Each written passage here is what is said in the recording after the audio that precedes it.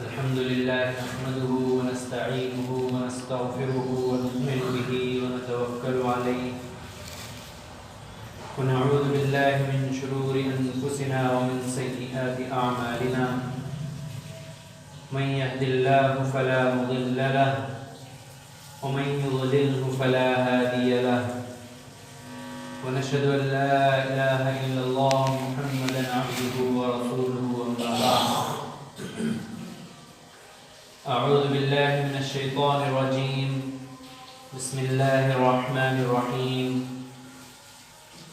ويقولون متى هذا الوعد إن كنتم صادقين قل إنما العلم عند الله وإنما أنا نذير مبين صدق اللہ العظیم۔ میرے محترم بزرگوں، دوستوں اور عزیز ساتھیوں، اللہ رب العزت نے اس حسین اور خوبصورت کائنات کو وجود بخشا اور اس کائنات میں بہت ساری نعمتیں، اتنی نعمتیں کہ جن کا شمار کرنا مشکل ہے، انسانوں کو عطا فرمائیں، اور وہ بھی بن مانگے عطا فرمائیں۔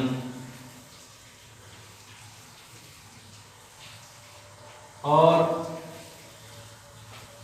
سب کے لیے ان نعمتوں کو عام رکھا، مطلب چاہے مسلمان ہو، چاہے غیر مسلم ہو، چاہے آگ کا پوجنے والا ہو، چاہے عیسائی ہو، چاہے یہودی ہو، چاہے کسی مذہب سے تعلق رکھتا ہو، یا پھر اللہ کو نہ ماننے والا ہو، کسی بھی خدا کا نہ ماننے والا ہو، سب کے لیے اللہ تبارک و تعالیٰ نے ان دنیا کی نعمتوں کو عام رکھا ہے کہ دنیا کی تمام نعمتوں سے دنیا کا ہر فرد فائدہ اٹھاتا ہے۔ کھانے پینے کی اشیاء ہیں، جانور ہیں، چرند پرند ہیں، یا انسانی جسم کے اعضاء ہیں، ان تمام کو اللہ تبارک و تعالیٰ نے عام رکھا ہے۔ سب کے لیے وہ نعمتیں کام کرتی ہیں، سب اس سے فائدہ اٹھاتے ہیں، اس میں کوئی تفریق نہیں۔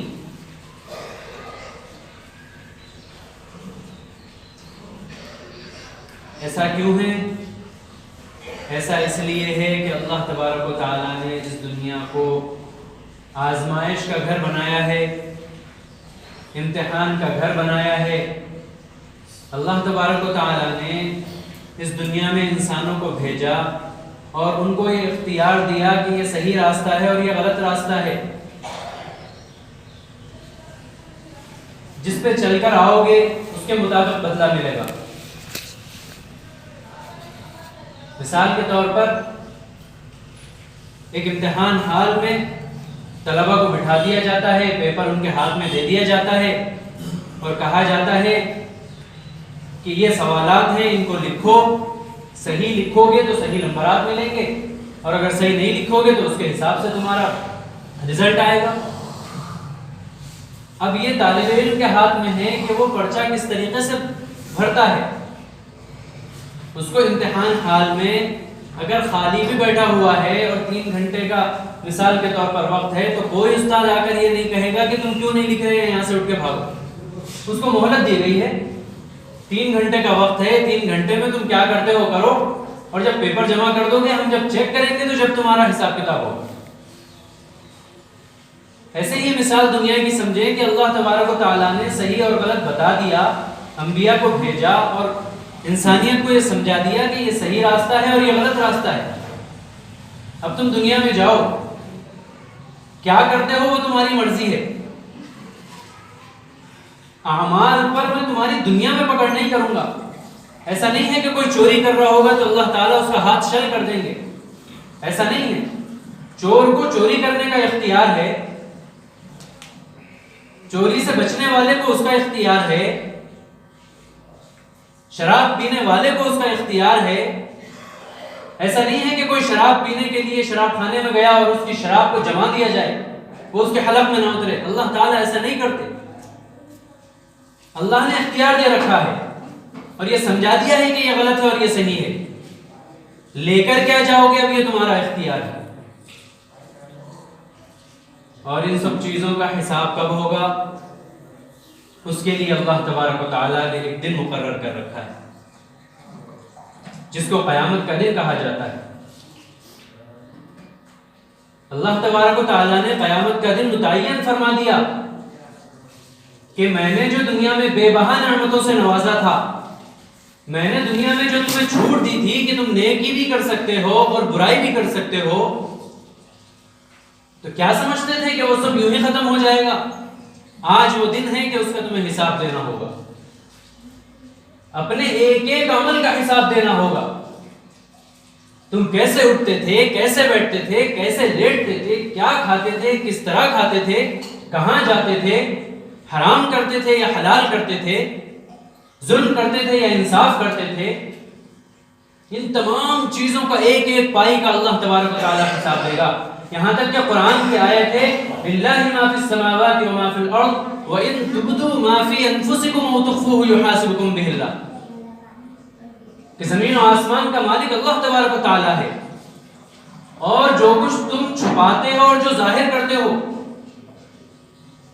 ان سب چیزوں کا مالک اللہ تعالیٰ ہے، ان کا بھی حساب ہوگا. یعنی انسان کیا سوچتا ہے، انسان کے خیالات جو ہیں جو غیر اختیاری ہیں، اس کے اختیار میں نہیں ہیں، ان کا بھی اللہ تعالیٰ حساب لیں گے. فَيَغْفِرُ لِمَن يَشَاءُ وَيُعَذِّبُ مَن يَشَاءُ، خیالات کا بھی اللہ تبارک و تعالیٰ حساب لیں گے، اعمال کا بھی اللہ تبارک و تعالیٰ حساب لیں گے. اب یہ اللہ کی مرضی ہے کہ وہ جس کو چاہے بخشے اور جس کے چاہے پکڑ فرما دے. یہاں علماء نے ایک بہت کام کی بات بتائی ہے کہ اللہ تبارک و تعالیٰ خیالات کا حساب تو ضرور لیں گے، جو کہ انسان کے اختیار میں بھی نہیں ہے. بنا سوچے بعض دفعہ خیالات آتے ہیں، بلکہ انسان کو ناپسند ہوتے ہیں ایسے بھی خیالات آتے ہیں، اس کا بھی حساب ہوگا. تو پھر انسان کیا کرے گا؟ علماء نے یہاں بہت اچھی بات لکھی ہے کہ خیالات کا حساب تو ہوگا، لیکن اگر تمہارے ظاہری اعمال جس کا تمہیں اختیار تھا، مثلا گناہ کو چھوڑنا، نیکیاں کرنا، بدکاریاں چھوڑنا، حرام کاری چھوڑنا، چوری چھوڑنا، غیبت چھوڑنا، جو انسان کے اختیاری اعمال تھے، اگر انسان نے ان کو چھوڑا اور ان سے بچتا رہا اور اللہ تبارک و تعالیٰ سے ڈرتا رہا، تو اللہ تبارک و تعالیٰ اس کے خیالات کو بھی معاف فرما دے، اس کی پکڑ نہیں کرے گا. اور اگر انسان نے گناہوں کو نہیں چھوڑا، نہ اس کو چھوڑنے کی کوشش کی، اور وہ اپنی روش پہ چلتا رہا، وہ چوری میں بھی لگا رہا، وہ زناکاری میں بھی لگا رہا، وہ بدکاری میں بھی لگا رہا، وہ شراب نوشی میں بھی لگا رہا، وہ جھوٹ بھی بولتا رہا، وہ دھوکے بھی دیتا رہا، وہ ظلم بھی کرتا رہا، تو پھر اللہ تبارک و تعالیٰ اس سے یہ فرمائیں گے کہ تیرے خیالات کا حساب کتاب دے. وہ کہے گا یا اللہ، خیالات تو میرے اختیار میں نہیں تھے، میں اس کا حساب کتاب کیسے دوں؟ تو اللہ تبارک و تعالیٰ اس سے فرمائے گا کہ جو چیز تیرے اختیار میں تھی تو نے اس پر عمل کیوں نہیں کیا؟ جب تو نے اختیار کی چیز پر عمل نہیں کیا تو اس کا مطلب ہے جو غیر اختیاری تھی کہ اس کا بھی حساب دینا ہے. تو سوچو کتنی خطرناک بات ہے کہ اگر اللہ تعالیٰ ہمارے ظاہری اعمال کا حساب لینے آ جائے تو ہم حساب نہیں دے سکتے، چہ جائے کہ ہمارے خیالات کا اللہ حساب لینے آ جائے تو ہم کیا کر سکتے ہیں؟ جب جناب رسول اللہ صلی اللہ علیہ وسلم قیامت کی ان باتوں کا، قیامت کے ان مناظر کا تذکرہ کفار مشرکین سے کرتے کہ قیامت ایسی ہوگی، ایسا حساب کتاب ہوگا، اللہ تبارک و تعالیٰ پائی پائی کا حساب لے گا، تو چہ جائے کہ وہ اللہ تبارک و تعالیٰ کے بھیجے ہوئے سچے رسول کی بات کو مانتے، وہ آپ کا مذاق بنانے لگتے، وہ الٹے سیدھے سوالات کرنے لگتے. اسی کو سورہ ملک میں ذکر فرمایا کہ وَيَقُولُونَ مَتَىٰ هَٰذَا الْوَعْدُ إِن كُنتُمْ صَادِقِينَ. جناب رسول اللہ صلی اللہ علیہ وسلم سے کفار و مشرکین یہ سوال کرتے کہ قیامت کب آئے گی؟ اگر تم سچے ہو تو قیامت کے بارے میں بتاؤ کہ کب آئے گی. اللہ تبارک و تعالیٰ نے حکم نازل فرمایا کہ قل انما انا نذیر مبین، آپ فرما دیجئے، آپ کہہ دیجئے کہ قیامت کا علم تو اللہ تبارک و تعالیٰ کے پاس ہے. قل انما العلم عند اللہ، کہ قیامت کب واقع ہوگی اس کا علم تو اللہ تبارک و تعالیٰ کے پاس ہے، میں تو کھلا ہوا ڈرانے والا ہوں. اللہ تبارک و تعالیٰ نے قیامت کا علم جناب رسول اللہ صلی اللہ علیہ وسلم کو بھی نہیں دیا، وہ اپنے پاس رکھا. اور کفار و مشرکین کے سوال پہ یہ فرمایا کہ آپ یہ کہہ دیجئے کہ میں تو کھلا ہوا ڈرانے والا ہوں، قیامت قائم کب ہوگی اللہ تبارک و تعالیٰ جانتا ہے. قربان جاؤں جناب رسول اللہ صلی اللہ علیہ وسلم پر کہ صحابہ نے ایک مرتبہ عرض کیا یا رسول اللہ قیامت کب واقع ہوگی؟ جناب رسول اللہ صلی اللہ علیہ وسلم نے ارشاد فرمایا یہ تو اللہ جانتا ہے. لیکن قربان جاؤں آپ صلی اللہ علیہ وسلم نے قیامت کی کچھ نشانیاں بتلائیں. ایک حدیث کا خلاصہ میں آپ کے سامنے پیش کرتا ہوں. صحابہ نے پوچھا کہ یا رسول اللہ قیامت کب واقع ہوگی؟ آپ نے ارشاد فرمایا کہ جب ظلم عام ہو جائے گا تو قیامت واقع ہو جائے گی. جب مسجدوں میں لڑائی جھگڑے ہونے لگیں گے تو قیامت واقع ہو جائے گی. جب ماں باپ کی نافرمانی کی جائے گی تو قیامت واقع ہو جائے گی. جب عرب کے بدو، عرب کے گاؤں کے رہنے والے یعنی عربی لوگوں کے متعلق فرمایا گیا کہ جب عرب کے لوگ آپس میں بڑی بڑی بلڈنگیں بنانے میں مسابقت کریں گے، مقابلہ کریں گے ایک دوسرے کا، تو سمجھو قیامت آنے والی ہے. جب زنا عام ہو جائے گا تو سمجھو قیامت آنے والی ہے. جب گھر گھر سے گانے بجانے کی آواز آئے تو سمجھو کہ قیامت آنے والی ہے. جب ایک انسان دوست کو گلے لگائے اور باپ کو دھکے دے تو سمجھو کہ قیامت آنے والی ہے. جب اگلی امت کے لوگ پچھلی امت کے متعلق برا بھلا کہنے لگے تو سمجھو کہ قیامت آنے والی ہے. یعنی جیسا کہ آج ہمارا معاشرہ ہے، اسکول اور کالجز میں پڑھنے والے، دنیا میں ڈگریاں حاصل کرنے والے اوروں کو تو اوروں کو، اپنے ماں باپ کو یہ تانا دیتے ہیں کہ تم جاہل ہو، تمہیں کیا پتا. اپنے بڑوں کو برا بھلا کہنا شروع جب کر دیا جائے تو سمجھو قیامت آنے والی. اور بھی بہت سی چیزیں جناب رسول اللہ صلی اللہ علیہ وسلم نے اس حدیث میں ارشاد فرمائی. خلاصہ یہ ہے کہ جناب رسول اللہ صلی اللہ علیہ وسلم نے قیامت کا علم چاہے کہ اللہ کے پاس ہے، لیکن واضح واضح کچھ نشانیاں ہمیں بتلا دی. کس لیے بتلائیں؟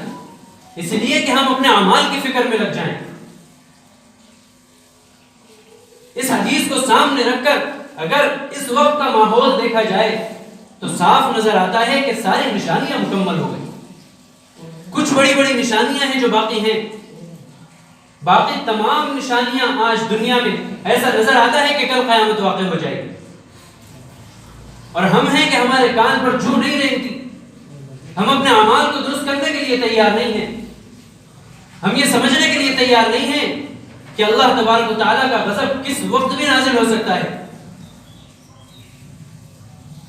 زلزلے کبھی بھی آ سکتے ہیں، زمین کبھی بھی پھٹ سکتی ہے، ہمارے چہروں کو کبھی بھی مسخ کیا جا سکتا ہے. ایک نشانی یہ بھی ہے کہ قیامت کے قریب چہرے مسخ کر دیے جائیں گے، جانوروں، کتے، بلیوں اور خنزیروں کی شکل بنا دی جائے گی، گناہ اتنے عام ہو جائیں گے. تو قیامت کی یہ نشانیاں ہیں. اور قیامت کا دن کیسا دن ہوگا؟ بہت ہولناک دن ہوگا. قرآن کریم نے خود اس کا نقشہ کھینچا ہے کہ یوم یفر المرء من اخیہ وامہ وابیہ وصاحبتہ وبنیہ لکل امرئ منہم یومئذ شأن یغنیہ. کہ قیامت کا دن اتنا ہولناک ہوگا کہ جس دن بھائی بھائی سے بھاگے گا، باپ بیٹے سے بھاگے گا، ماں اپنے بیٹے کو بھول جائے گی، باپ اپنی اولاد کو بھول جائے گا، ماں اپنی اولاد کو بھول جائے گی. نفسی نفسی کا عالم ہوگا. بڑا عجیب معاملہ ہوگا. کسی کو کسی کی پرواہ نہیں ہوگی، صرف اور صرف اپنی پرواہ ہوگی کہ کسی طریقے سے میری جان بچ جائے، کسی طریقے سے میرے ساتھ اچھا معاملہ ہو جائے. انسان تو انسان، ہم اور آپ تو دور کی بات ہے، انبیاء علیہ السلام کی بھی یہی کیفیت ہوگی. انبیاء جو گناہوں سے پاک اور معصوم ہیں، سب کی یہ کیفیت ہوگی کہ وہ نفسی نفسی کا نعرہ لگا رہے ہوں گے، اللہ سے یہ کوہار لگا رہے ہوں گے، اے اللہ میں اپنی جان کا سوال کرتا ہوں، میں کسی کا سوال نہیں کرتا، آج کے دن میں اپنا سوال کرتا ہوں، تو مجھے بخش دے، میری مغفرت فرما دے. ایسے ماحول میں بھی، ایسے محشر کے میدان میں بھی صرف ایک امید کی آواز آئے گی کہ امتی امتی، ایک ہی آواز ابھرے گی کہ امتی امتی، یا رب بھی امتی امتی، کہ اے میرے رب میری امت پر رحم فرما، میری امت پر رحم فرما۔ ظاہر ہے وہ آواز میرے اور آپ کے آقا جناب رسول اللہ صلی اللہ علیہ وسلم کی ہوگی۔ کس امت کے لیے جناب رسول اللہ صلی اللہ علیہ وسلم یہ کہیں گے؟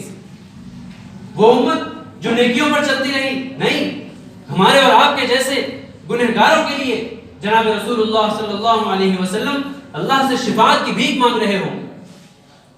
بہت سی احادیث میں آتا ہے کہ آپ صلی اللہ علیہ وسلم اس وقت تک جنت میں جانے کی منظوری نہیں دیں گے جب تک اللہ تعالیٰ آپ صلی اللہ علیہ وسلم کی امت کو نہ بخش دے۔